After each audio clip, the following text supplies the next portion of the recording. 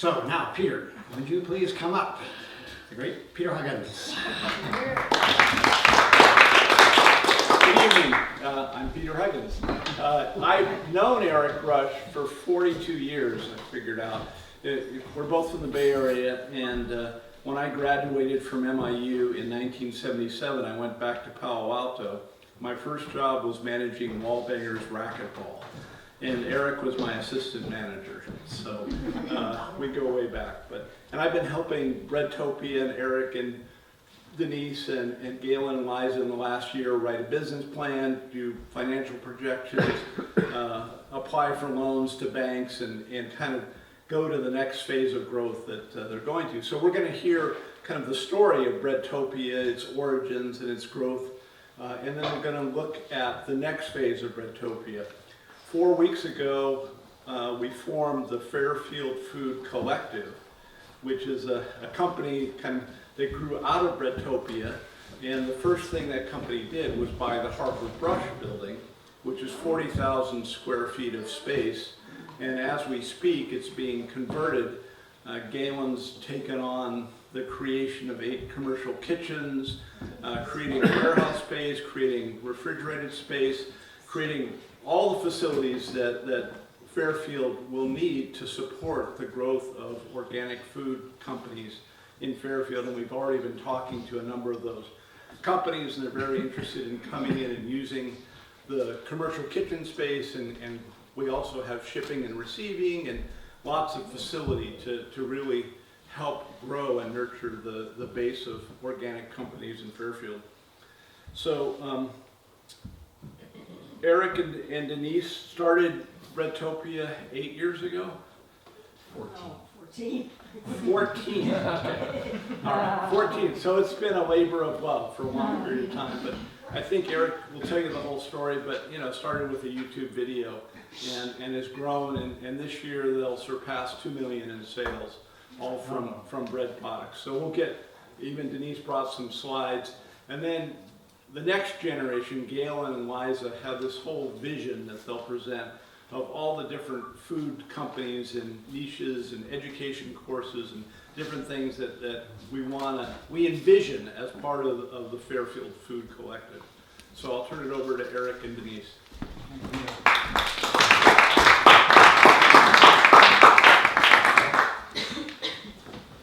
Thanks, Pete, and thanks, Bob, and the SLC folks for putting this on.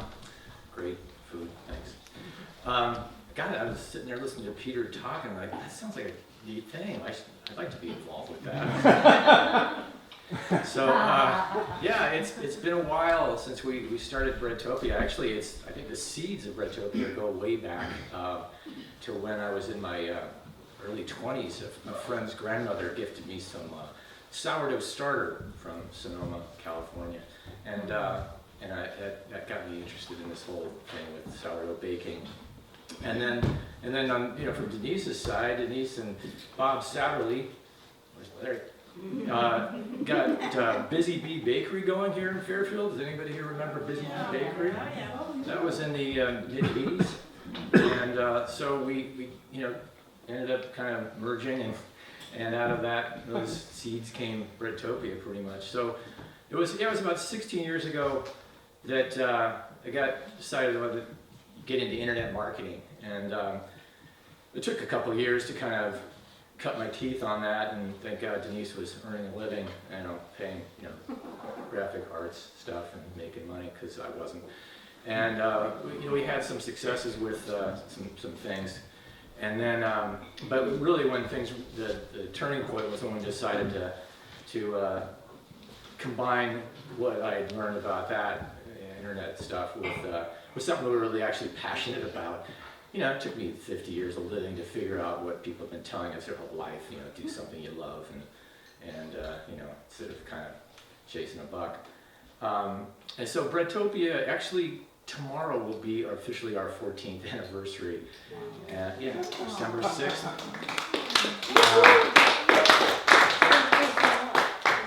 We must have incorporated then or something like that. I don't remember. But I do know it's been December 6th every year. I mark it mentally anyway. So it started off real small. We were in the back of our garage, and it's always been, actually until fairly recently, a pretty gradual organic growth, real frugal. I, already been through a few boom and bust cycles I didn't really want to go through anymore. So it was all grassroots stuff. I used to go by the Fairfield Ledger to pick up their old newspapers and crunch it, while watching TV at night. I'd crinkle them up, and that was our packing material for the boxes, the next day. And I didn't want to pay for daily pickup from UPS, so I had the cell phone of the UPS drivers, and when I would get ready for pickup at the end of the day, I'd call them up and find out where they were in town, and then drive back up to their truck. So, it's been like that the whole time, pretty much. To the point of absurdity where now, Galen has to smack me up the side of the head once in a while and say, Eric, is that really worth your time? And so I'm kind of breaking out of that a little bit by necessity. So it went from, I don't know how long we were in our garage basically, but then we outgrew that and moved into a corner of the Natal building, and we were there for a few years until we took over all the space that they had available, and then went into the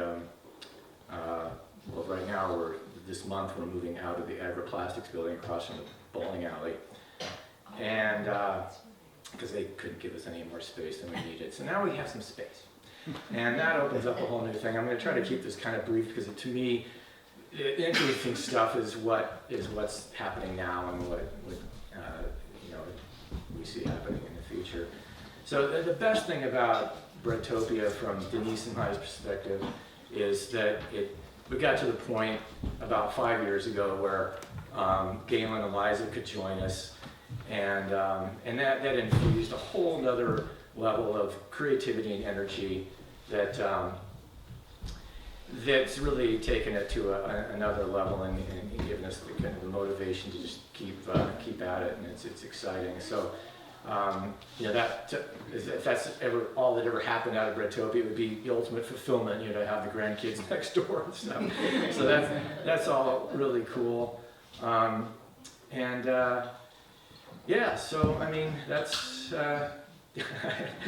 I don't need to talk now. Skipping over a few things, but that's it just kind of brings us to where we are now.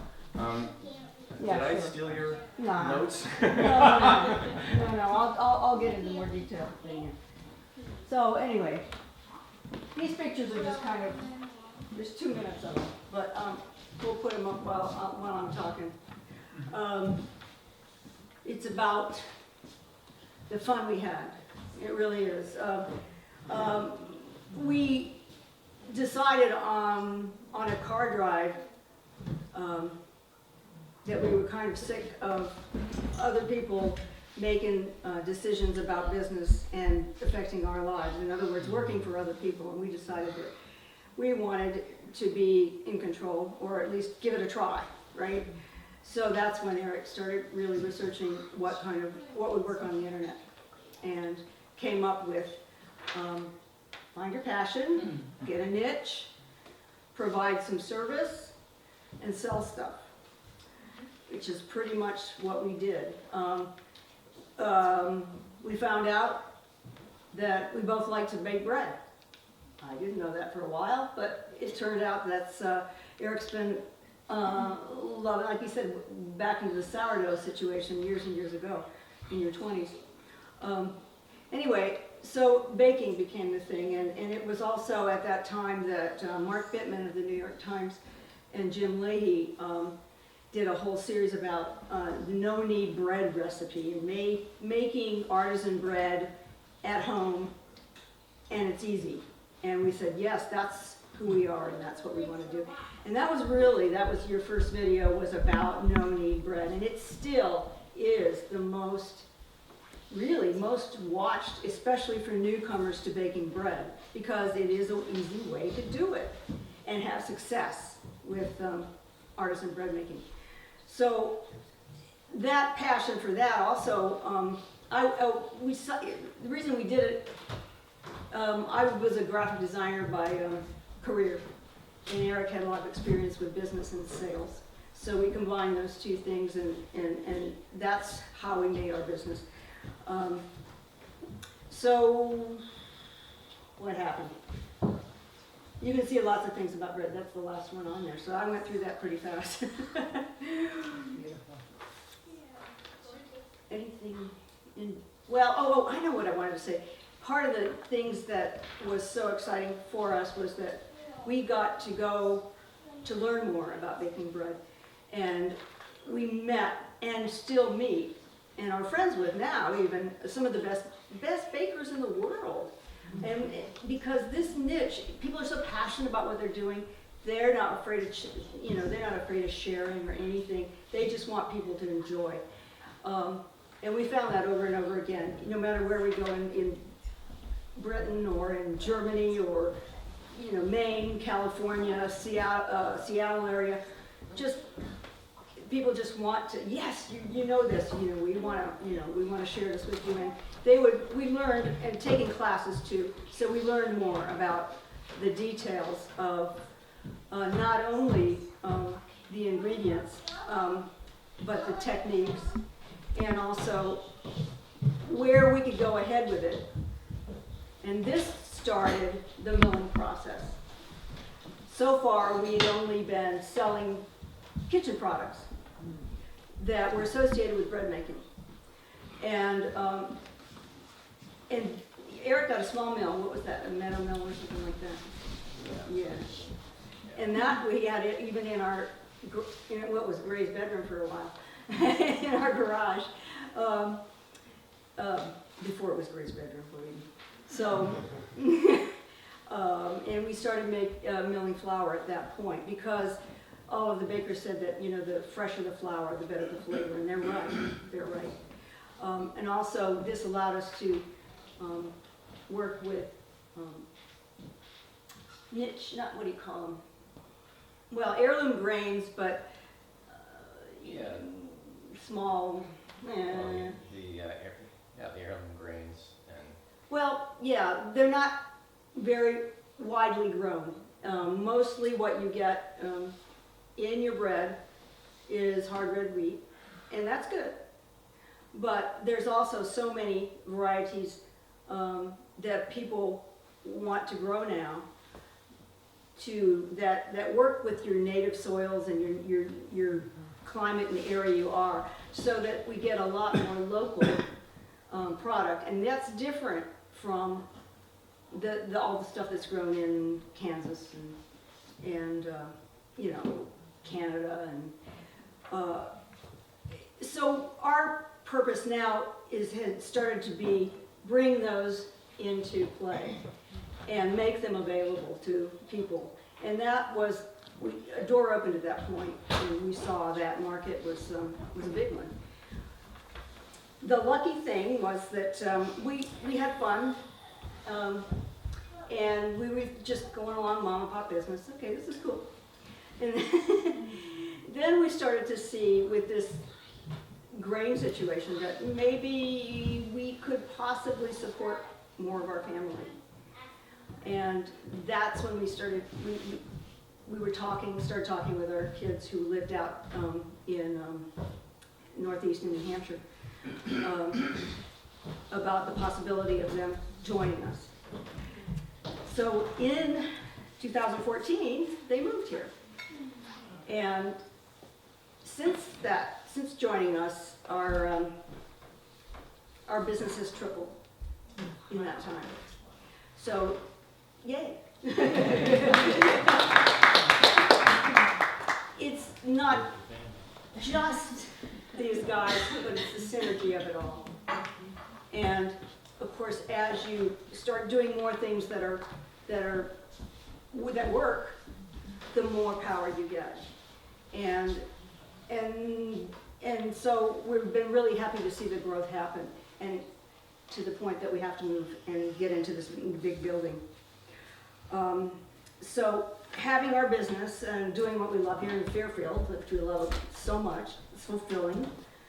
The biggest fulfillment came for me when we combined the teams, our kids, and they came here, and who brought our grandchildren to live close by so that we can create our dreams together. And these are the folks that are going to take it from here. So we're going to talk to Galen and Liza Satterley.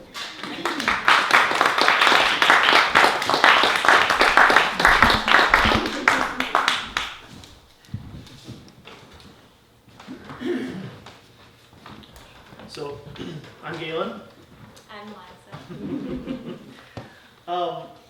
So for the past about year and a half, I go into Eric's office almost every single day and yell at him saying, "We're running out of space. We are up to the rafters. We got to get more space. We got to get more space." And I said, "Okay, well let's ask the current we're renting our space from now. Let's ask them to get more space." Okay, so get more space. And then we hit a point with them and they said, "Okay, you're done. We have to use the rest of our facility for our inventory, our products. We can't give any more." So, all right, so then I go back to Eric and said, "We're done. We can't get any more. We need to do something about this." And so he says, "Well, do something about it." So now I got a bunch of pallet racks and we went vertical. So now we maxed out our horizontal space and vertical space. And we maxed it out to the point where we couldn't even get a forklift in. So now we're lifting boxes onto pallet racking 15 feet in the air. This is fine if I'm doing it or Eric's doing it, but if we hire people in there and we're asking them to do it, it's OSHA does not approve of that. So we had to do something. We started looking at building our own place. We went down that road and looked at what it would cost to put a brand new building on a piece of land that we'd have to purchase, and we just hit a brick wall there too, because the amount of investment is multi-million dollars to get the space that we need. So we kind of pulled back from that and then started looking around for local spaces. We looked at the Fairfield Club building, put an offer in there. They said it wasn't enough money, so went back and forth on that, and that kind of fell through. So then, I think it was randomly, was it Stewart? Yeah, Stewart mentioned to Peter that the Harper Brush building might be open for negotiation. So we went back and forth. Anyway, we went through the process. I think it was a 2-week process from visiting the building to finalize the offer. And so now we own the old Harper Brush building, which is, if you don't know where it is, it's on 2nd Street and Grimes, right before you go under the railroad tracks as you're heading north to everybody's. It needs some love. It needs a lot of love, but it's a lot of space, and it gives us this opportunity to do all these projects and dreams we've been talking about for about last 2 years. So, what we did was we tried to figure out how to keep Breadtopia a solid entity that couldn't be hurt by any future ventures, because future ventures obviously are a risk, right? So we want to kind of keep it separate. So that's why we created the Fairfield Food Collective. Mm-hmm. And by doing that, we opened the door to the even more possibilities than we originally thought about. And so the basic premise of the Fairfield Food Collective is a local food incubator that provides various resources to help food producers in our community. So, as a food producer, there are certain challenges that prevent growth and success. We've been talking with Bubbling Brine Brothers, Noah's Raw Chocolate, Pickle Creek, and a couple other food producers locally, and they've all kind of come up with the same challenges, and that's what this boot camp that we had with Tara. We kind of came to the same problems that occur, and businesses can't grow beyond a certain point in this community without getting outside the community, bringing on investment, growing it in a space that they can actually grow into. So the major challenges that we all came up with was adequate workspace, access to a loading dock, proper food storage near the workspace, shipping and distribution, marketing, acquiring new accounts, and following up on the current accounts that they have. So with this new space, we are planning to build out, we got room for about 8 commercial kitchens,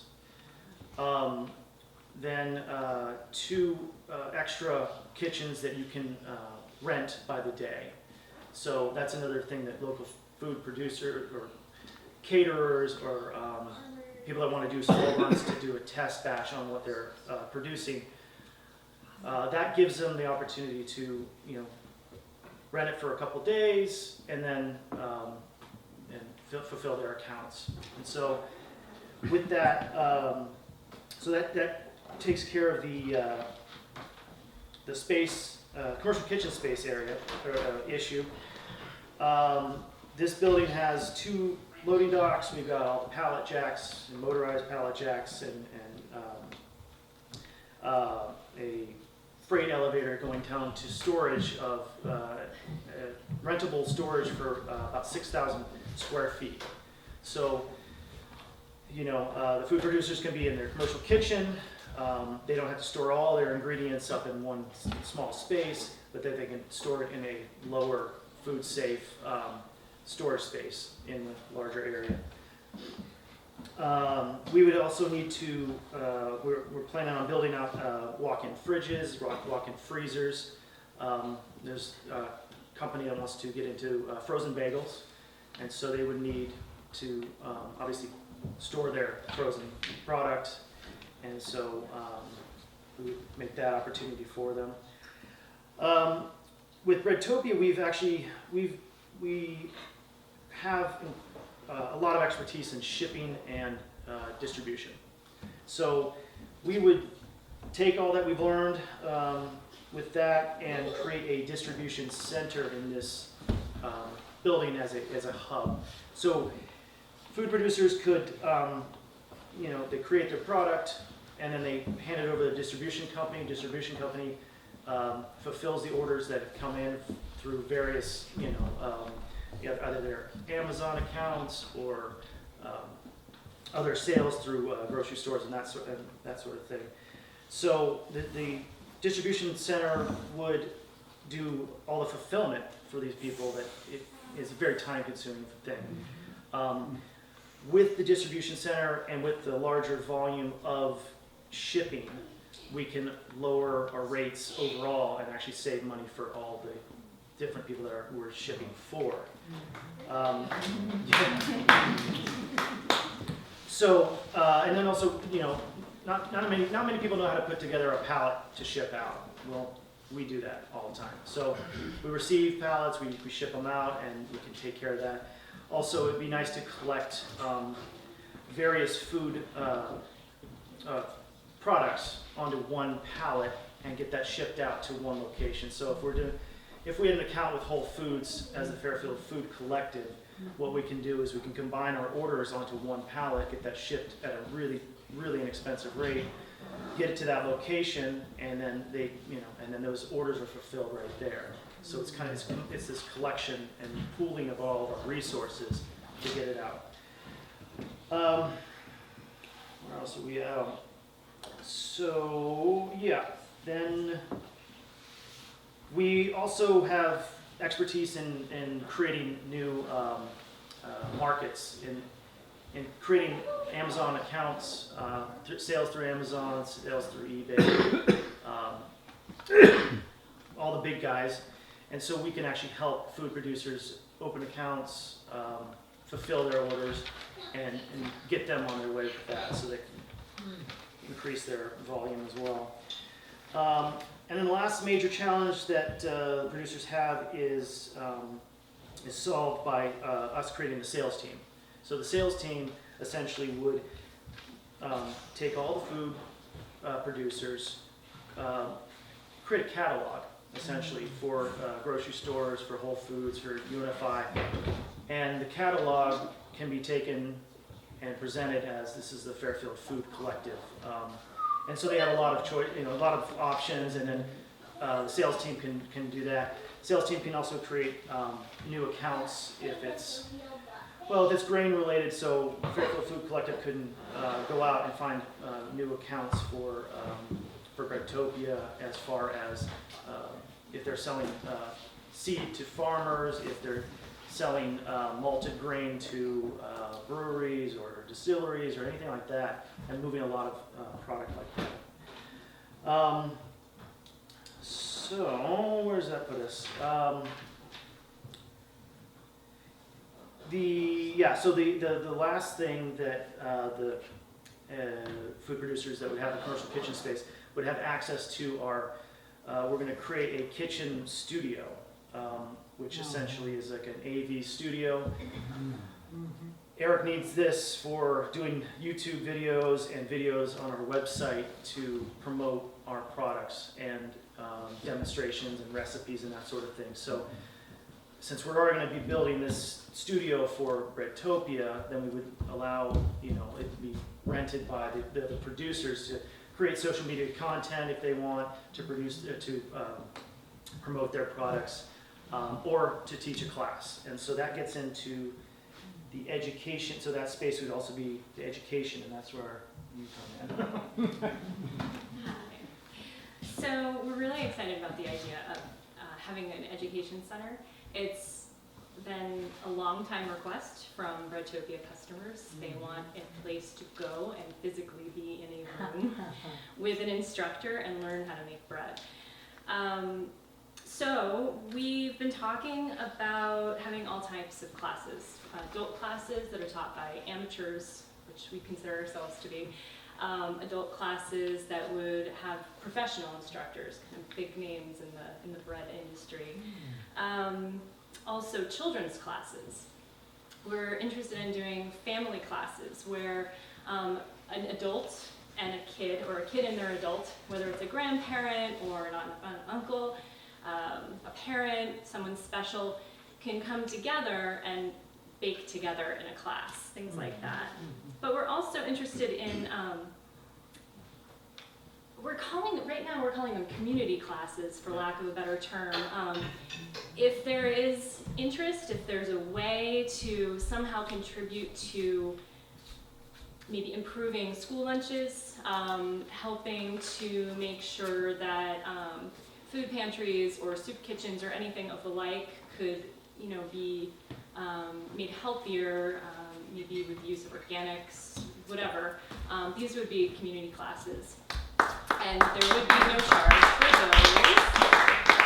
And also sponsored classes, where maybe, for example, Mock Mill, which is a mill that Breadtopia sells, a home mill, might sponsor a class about milling your grain at home, milling your own flour. So things like that, we're really excited about. So there's the in-person aspect, but also we would offer the option to simulcast, so you could just stream it from home. You would maybe pay a lesser amount, but you could still observe the class.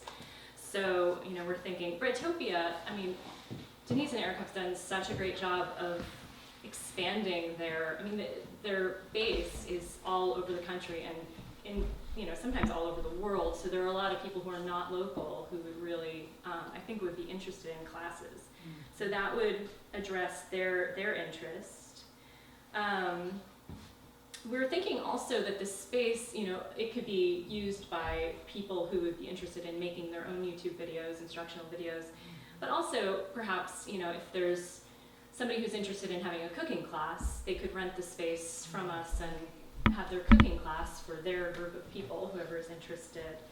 And also just having a location for food luminaries to give a seminar about anything having to do with food, sustainable, organic, what have you. So this would be part of the building because it's that large.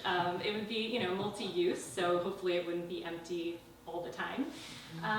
But I think it would be there's a call for it, and I think it would be really exciting to actually be able to bring people into our community from the outside. People have driven from Texas to our building now, where we are. It's a warehouse, it's not really a retail space, but they've driven up and they want to know all things bread, and they want to know when we have classes. And so I personally am really excited about the prospect of being able to offer classes.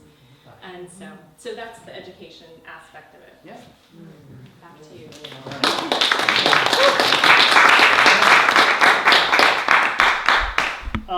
So when I first started with Breadtopia, I was pretty much hired to just photograph all the products.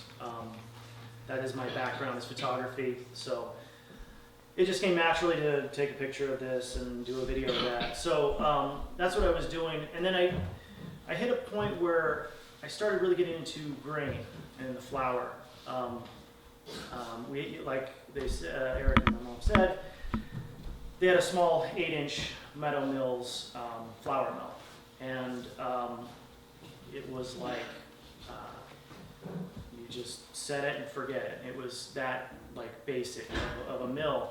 And so I started getting into the grain aspect and the flour. And so I started researching more and more, talking with Eric, and because he's always getting calls from farmers asking, do you guys want to sell this type of heirloom red fife or this ancient einkorn? And so we started putting our attention on that, and the sales. I mean, they went. I'm not gonna tell you where they started from, but they've been growing 30% on year. So every year is 30% more and more. And I think this year we're at 40% or 50%. It's Congratulations. yeah, thank you. It's incredible. It's inspiring. It's also showing us that we're on the wave that is the sustainable, organic, ancient, and heirloom grains, not the conventional wheats, not Nutrient dense. there you go, nutrient dense. Because people are realizing if you combine, an ancient grain with sourdough, you don't have any of the gluten issues that people say they have intolerances, which is true. So we started getting really into this. So it was 2 or 3 years ago that we put in a large Danish Ensko mill and 24-inch stones, and put a whole system and really invested a lot of money in it. And we got that up and running, and it's running really nicely. One of the things that I found in my research and us talking with farmers and trying to talking with local farmers is that they don't have the ability to know what the market is. So Breadtopia is the market, and they would love to grow einkorn in Iowa. They would love to grow red fife here, but they don't know how much they should plant, and and they also don't know how to adjust this grain to this environment. And so this whole process got me into the wanting to create a company that is built on, we're calling it the Grain Trust right now. It's not set in stone. We haven't bought any rights to it. But essentially it is utilizing blockchain technology, and that we can have total transparency from the seed to the end user. So it is completely open sourced.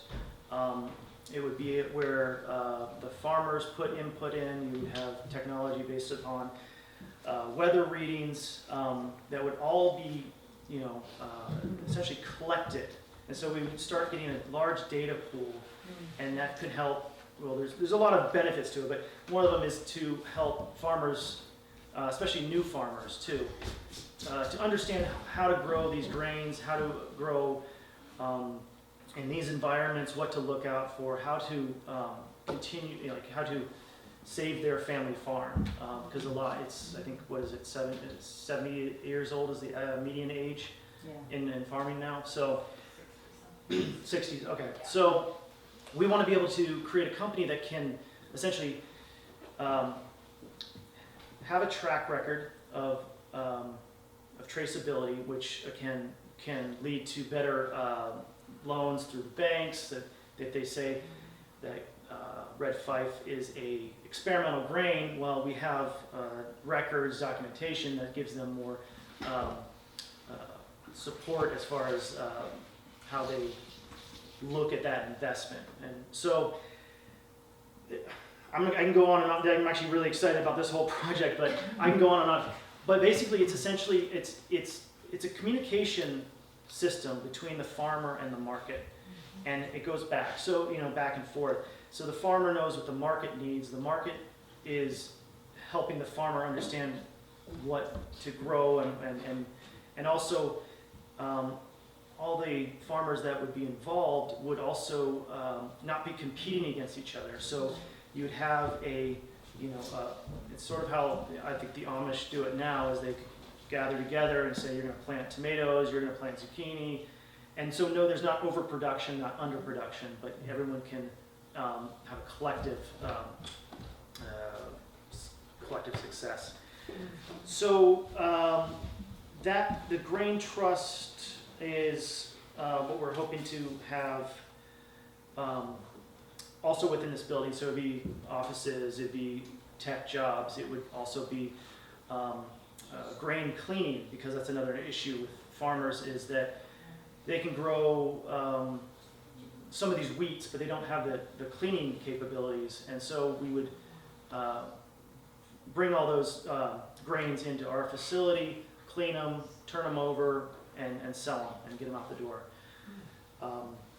Also, there is a issue with going conversion from conventional to organic, and one of the biggest problems I've heard about is that there's this, obviously there's 3-year downtime between being conventional and organic, and what do you do with the food you produced? Well, we're hoping to find those markets that can use conventional grains while in the conversion process. And so, first thought is distilleries are one of them. So they're not really going to care that their rye is conventionally grown on non-organic, because it's distilled, so the organic doesn't really transfer through. But anyway, the point is that we would create the market so these farms can convert in that 3 years downtime, and so there's no problem with significant loss in revenues. So yes, there's a lot more to go with that, but I think and then the next fun stuff is what we're doing with the building, in that we want to create a destination spot, a spot where we can, like Liza said, bring in people from the outside, have a great time, experience Fairfield and all the Fairfield abundance that we create, drop their money off, head home, tell their friends, tell their family, and then it just becomes this destination spot. And with that, we're going to put it in a wood-fired pizza kitchen. Oh, yeah. With sourdough pizza, and we've actually got a gluten-free pizza, but let's not talk about that. A cafe that would support a artisan bakery. We're working with another bakery here in town who would want to come over, do their thing, and then we're constantly looking for a full-time artisan bread baker. And so that would, as Breadtopia, we have to be perfect in our bread making. So we're going to be pretty picky about that one. This space would also have a retail space which would sell all of the Fairfield produced foods, also Breadtopia products. So when someone comes into town and they were taking a class on the weekend, they can come in, take the class, buy the products, buy the food, and then leave and tell everyone else about that. Also, we want to create the space to do a family center within this space by what? So this one's maybe a little bit selfish because I don't know how many of you have noticed have experienced the sort of beautiful chaos that happens at Jefferson County Cider Works in the warm months. When you have small kids, it's really awesome to have a safe place where they can do their thing while you also do your thing, and you can socialize with other adults. And it's a really beautiful thing with 2 wonderful kids and another one on the way. This one might seem a little selfish, but I think it's also really beneficial to the community because what we would like to do is, like Galen said, create this destination. The one thing about Jefferson County Cider Works is that they do, you're not able to be there year round. That's sort of and what do you do in inclement weather? So this would be an indoor space where no matter, if it's boiling outside, if it's raining, if it's freezing, it's there for you. So not to compete with the beauty that they've created out there, but to just also to supplement it, I suppose. So it would be within the building. It wouldn't be a daycare. Parents would need to supervise. But what we're envisioning is having, sort of blocking off one area that's somewhat removed from the general public space in case people don't always appreciate being surrounded by kids. But it's still open enough that parents can enjoy their coffee or their pizza or whatever while also watching their kids. So we're imagining an infant area, we're imagining a toddler preschool area, we're imagining a school age area, and ultimately, I don't have them yet, but as I understand it, there is an actual need for preteen and teen spaces. Oh, yes. So I would love to somehow work that in as well. Just a space for them to hang out safely, but be able to socialize independently, basically. So what I'm imagining is creating for the younger kids a safe space, obviously, because their parents are going to be there, but to provide safe, engaging opportunities for mental and physical stimulation, because we all know kids need to move even when it's cold out. Using all natural Montessori and Waldorf-inspired materials, having climbing structures and activities such as that for young kids. Also being a location for birthday celebrations and things. I've noticed on Facebook parent groups that people have been asking, where can you hold a 5-year-old birthday party in town? Because Go Jindy doesn't exist anymore in the Roosevelt Rec Center. So maybe fill that void somewhat. And so that's kind of what we're imagining. It wouldn't be a huge space. No. It's not, but I think it's doable to provide something during the times when you just gotta get out of the house and outside isn't the best place, you wanna go relax and join your friends for, a cup of tea, but also let the kids interact and socialize in a pleasant space. So, Do we have the indoor farmers market move there? oh, I've been thinking about how to make that's that an interesting happen. idea, Mary. You could have a wood stove and Yeah, you pizza, could. That and is shop for interesting. food, get your That would be Yep. great. produce, take it over, use it in your pizza. Good idea, Soup. Mary. Yeah. That would be an awesome thing for you to head up. Yeah. You can spearhead it. That would be amazing. I can't think of a better way to do it. Speak up, silent. Yeah, I think there's yes, to talk about that. The last thing is something that's just, it leads into our final point. What we want to do is create a space or a centralized space for large festivals and gatherings. there's this thing called a grain gathering on the West Coast and a kneading conference on the East Coast.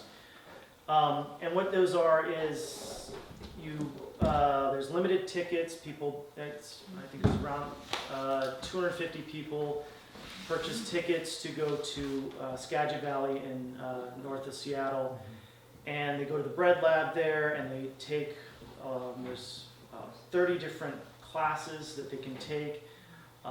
Soba noodles, or rye bread, or croissants, or sourdough bagel. We want to do that here.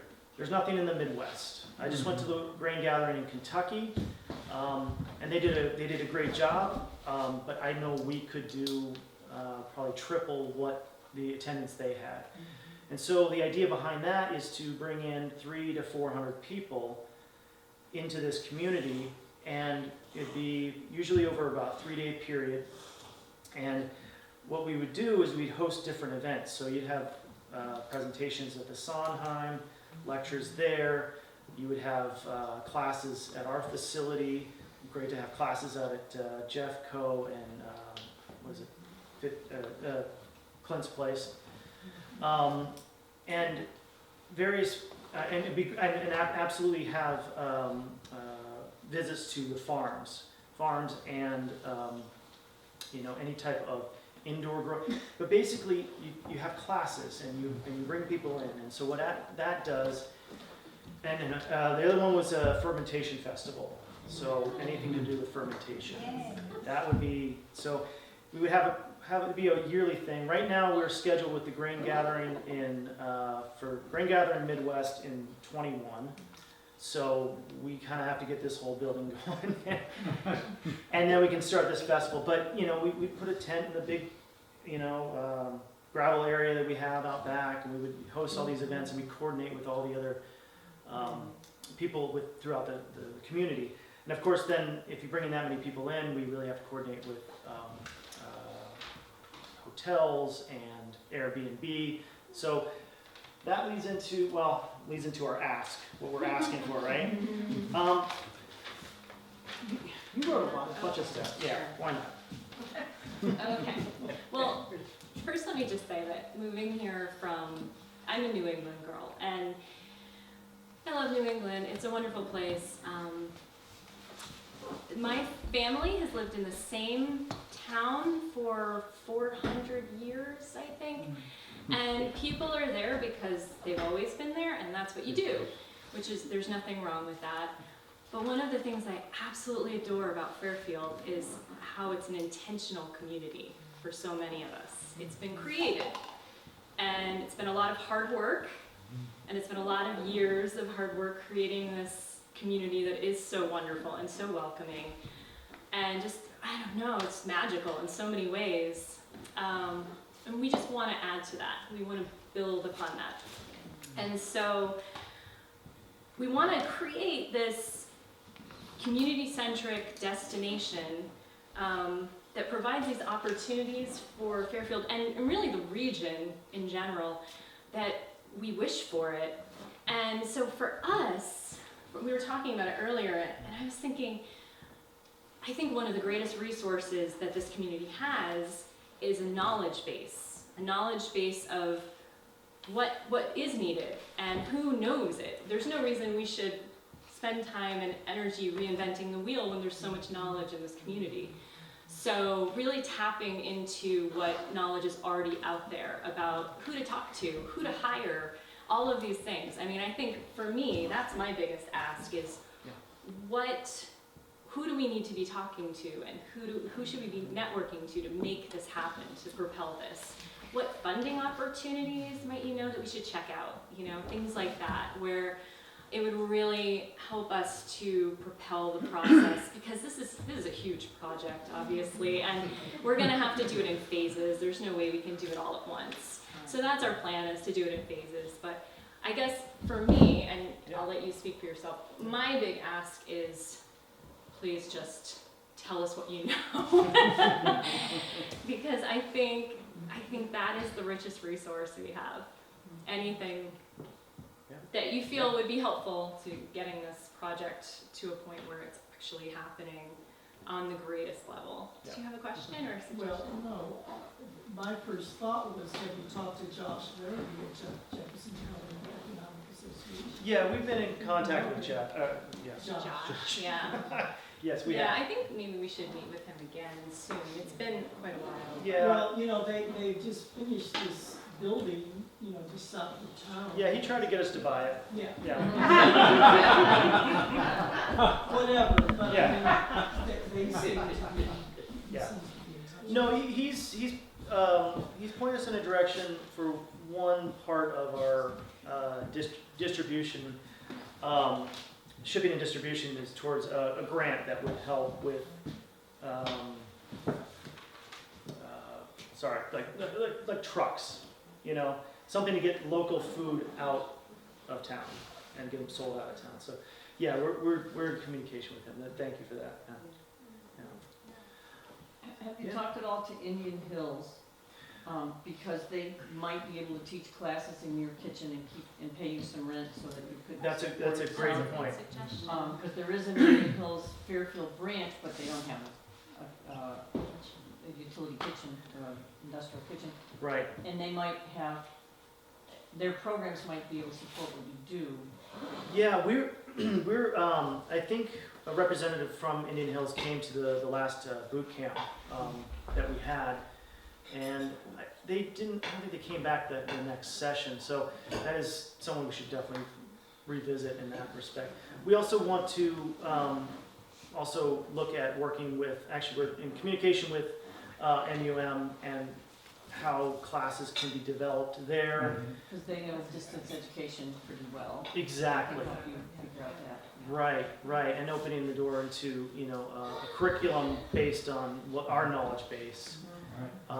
So we've been talking with them as well on that, so, yeah. I have a question about rye.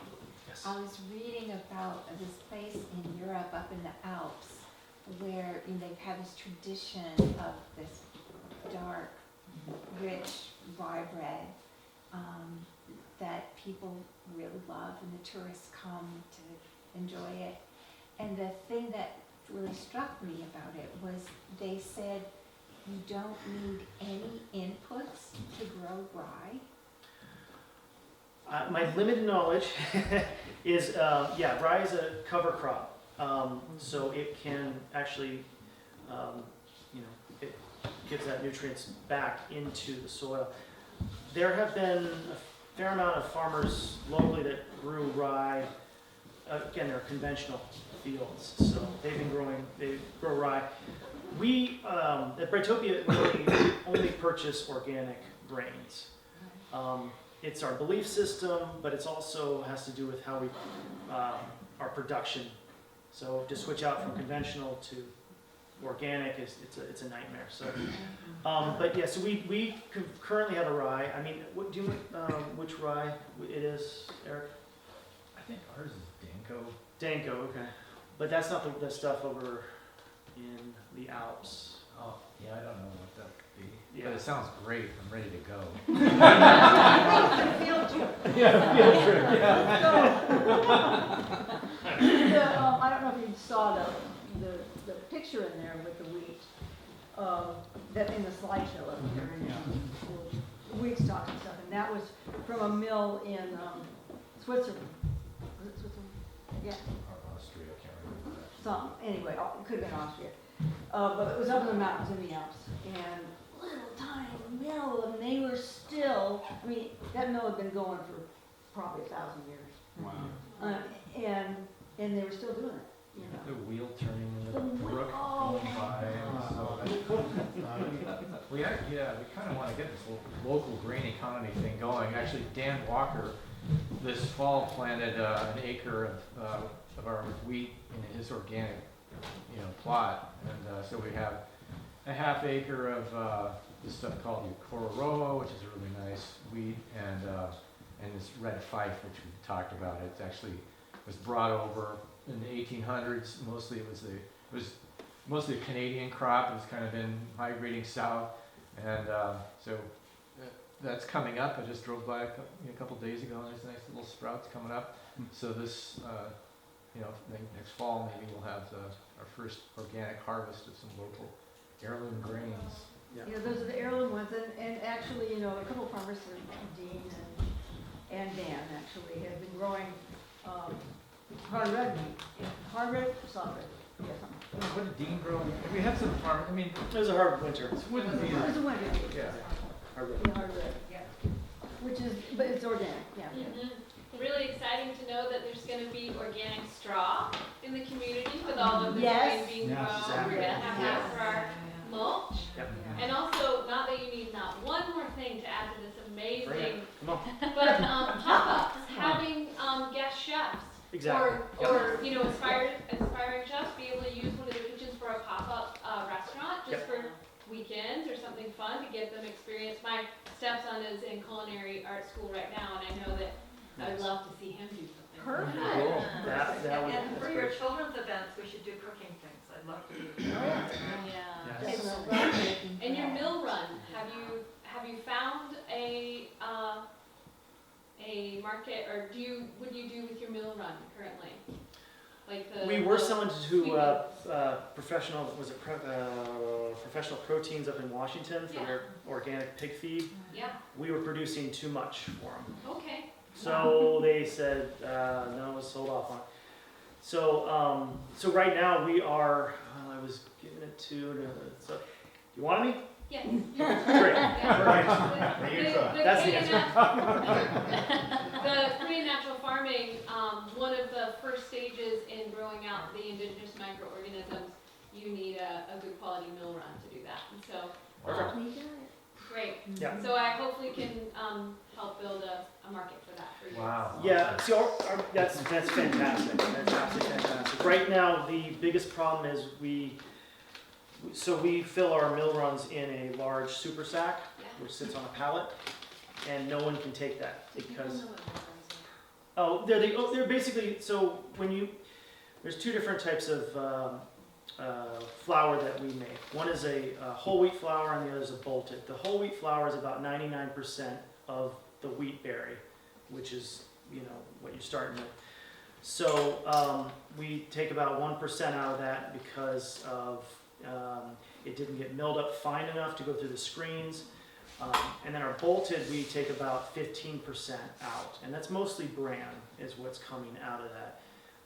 Bran doesn't, it hurts performance on rise, and sometimes it's too Heavy. branny, It's just that taste. So what happens is we take that material and we essentially put it into a large bag, and then hopefully someone like Faith will come along and take it from us.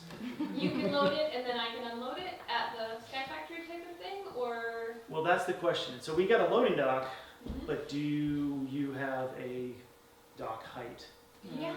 Oh, well, how high is, we'll figure it out. Yeah, I can work that out. So make one. So build one. So that's one of the problems. So That seems right. yeah, so we're Yeah, it's busy about. Eric's talking me into buying a tractor with a forklift on it, so we can put it, Oh, so we can take it and put it on his land. And He's really shedding that frugality. I haven't heard about that. but that would take care of not having the dock. That was another thing within the trucks. What if you just had a chute where you could dump it into a pickup truck? Well, if it's windy, it goes everywhere. It's real long. Yeah, and then when you're driving, it goes everywhere. So It's not. you gotta. What if you have a box to hold it, I guess? You could take a couple hundred pounds. It's true. Yeah. It doesn't all have to go at once locally. I It's wonder true. if you'd use it for mulch too, I mean. That's out of my area of expertise. Is it a fire? Does it ignite? You can hold it down. You can wet it down or That's something. what it was. No, Okay, so it's the not brand fire. doesn't ignite. It's too large in particles. Okay, good. But when you get the flour dust and it gets into and it gets over a certain level of particles, then you're gonna have an explosion. I don't know if you've ever seen wheat bran in a store, a bag of wheat bran, but that's really what it is. It's Yeah. just the Yeah. larger flakes of Yeah. the bran. Pretty high protein, high nitrogen. No, it's fiber. It's primarily fiber. Yeah. Someone asked me this today, and I had to plead ignorance. I don't know I think it's nutritional. about 100% cellulose, I would guess. But cellulose cellulose fiber. Yeah, the majority of the protein's in the endosperm, which is the Yeah. white starchy stuff. But also And the the germ. germ. The germ has. The germ, but that's only about 6% of the wheat berry, so Yeah. you're really, and with our overs, most of that wheat berry, because it's softer, is getting through this, the screening. So it's very rare to have that in the overs. Yeah, no, that's what I'm saying, is most of the bran will be almost all Right. cellulose. Yeah, right, exactly. Yeah. I have to leave, but I have a few suggestions. Sure. This is unbelievably great that you guys are doing. Everybody I talk to, in fact, I have something I do every Thursday night religiously, and I left it to come to this because I knew this was, when I knew that you guys bought Hopper Brush, Thank you. because we've been involved with the food. This is fantastic. I can see though that this could get overwhelming. Yes. So I recommend that you prioritize Oh, yeah. and don't even look at the other stuff until you get your priorities. And also have a email list of people that know people. And when you need something in that area, you send that out, because it's unbelievable. I've lived here since '83. How many people just I've gotten to know in the whole food system, from Amish to co-ops to everything. So we've got so many people around here like that have so much knowledge. So you don't have to invent any wheels. Great. It's already been invented, but you could get so diluted Yeah. if you're not careful. And then the other, so this is just the beginning. This is so amazing. And then I just had one other suggestion is your family center. In Italy, they never have gatherings where it's just the teens over here, the kids are here, and the kids don't even get involved. People, that's the beauty of the whole, and that's the beauty of Cider Works. Nobody goes there and goes, oh, I don't want to go. There's too many I kids. have actually heard So- complaints about that, which is why I'm trying to be sensitive to. Not everyone's a kid person. But or what wants you to can be do is you surrounded. can have maybe 2 times a week where the kids just don't come or whatever. Yeah. And also a lot of it was when you're indoor is that's the problem with a lot of places where there are kids, is their, what's it called, acoustics? Yeah. Or Sure. however, Yeah. it's horrible. That would be a challenge. When you go in Maharishi and the kids are eating, they haven't fixed that, so it's too much in a lot of places where there's a lot of kids. Yeah. So if you can fix that, Mhm. it's absorbed. In anyway, I just am so happy about this. I got so much. This is Have we amazing. got your email Thank you. address, Mary? But Have we got your email address? I hope so. I hope you do, because this is, I mean, I'm 65 years old and I say no to almost everything now except my grandkids. This I wouldn't say no to. No, this is the future of food, this is the future, as you know. And This is the future of farmers. And Fairfield. And you just have a fraction of the people here that are Yeah. so passionate about, I mean, Stuart's not here, and, I mean, just, the Brian guy's not here. Yeah. Dan's not here, I mean, it just goes on.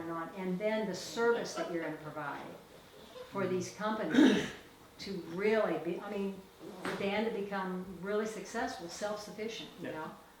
It's chocolate, I mean, we can go on and on with all the things we can do.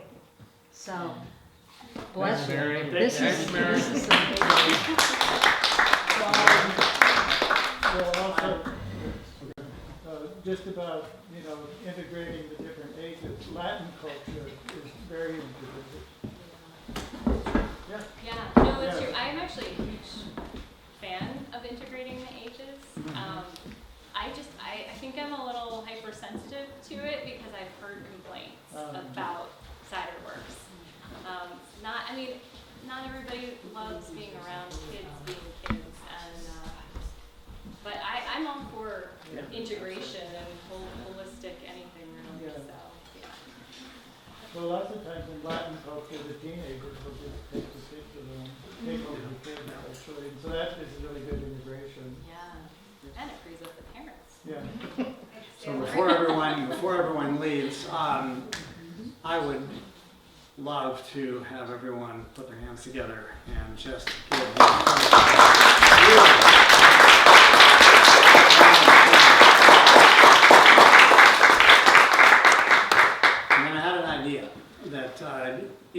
tradition of planning that we have been able to develop in Fairfield, starting with the economic development plan that really is almost essentially complete, and the Go Green plan and the Let's Go Jeffco plan.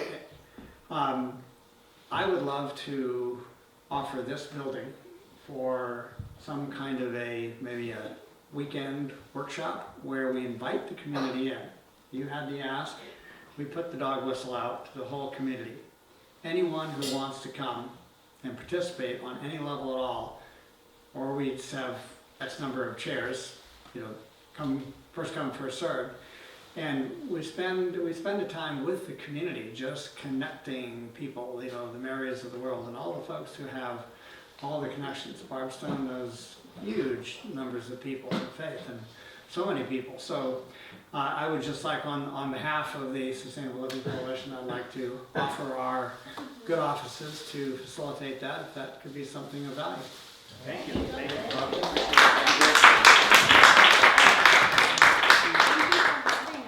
Hey, Galen, you might want to put, just very low on your list, but when you really get into cleaning grain from local farmers, we might want to think about rice grain, wheat grain. We have it. I don't know if you've talked to him, but he called me maybe 3-4 years ago, and he said, Barb, and that was with the new mill going up. Right. He said, I'd really like to switch to completely organic, non-GMO. And so if someone came to him, he said, all I need are markets, he said, for my grain. So, Exactly. I stopped in there just 2 days ago, left my business card, asked somebody there to ask them to call me, just to talk about this. So we'll keep following up with them. Cool. So exciting, just to know the acreage, the potential acreage that will be transitioning as this develops and continues. Thank you. Yeah, so wonderful. All right, Eric and Denise, Neil and Eliza, thank you again.